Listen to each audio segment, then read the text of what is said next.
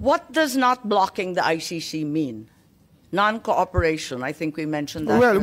Still non-cooperation because we never, up to now, had any communication with the ICC, officially or unofficially. Again, I remind you of the President's statement earlier, will not do anything about the ICC as long as they don't do anything illegal. Isn't this tantamount already to blocking the ICC and not cooperating?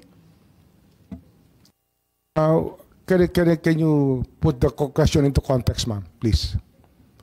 There is no context. It's simply that previously the President said that the government will not do anything about the ICC, like you commented on, unless they do something illegal in the Philippines. Is this not tantamount to blocking the ICC? Well, blocking the ICC, we never knew that they were here. We cannot do something that we do not even know or identify the people who are supposed to be blocked. So I don't see the logic, ma'am. No, it's a simple question, straightforward. As of November 14 last year, ang sinabi ng Pangulo, no blocking, pero no cooperation din. Tama?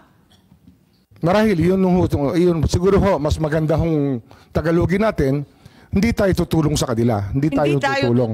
Hindi tayo hahadlang, ngunit hindi tayo tutulong. Yung paghadlang kasi wala ng anuman investigasyon, pwera lang kapag illegal na ang ginagawa. Pero nga ho yun. Hindi rin tayo tutulong. Ganun ho ang batas natin eh. Nanguhuli lang po tayo pag may ginawa ho mali. May ginawa ho paglabag sa batas. Ang maliwanag dito, nag-umpisa na ang investigasyon. As of November nung nakaraan. Hindi ko po masasabi yun. Kasi wala po akong contact, wala po akong alam na ganung hong usapin nung panahon na yun.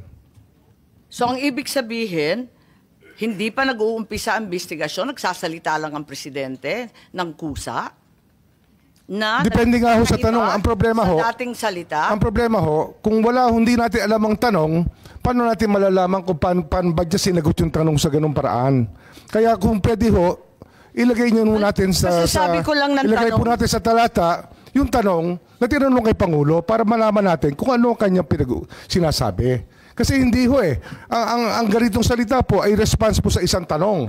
Kaya dapat yung tanong po sana iharap niyo po sa atin para buo ang pag-uusap. Tsaka sino po ang nagtanong? Anong pagkakataon niyo ang tinanong?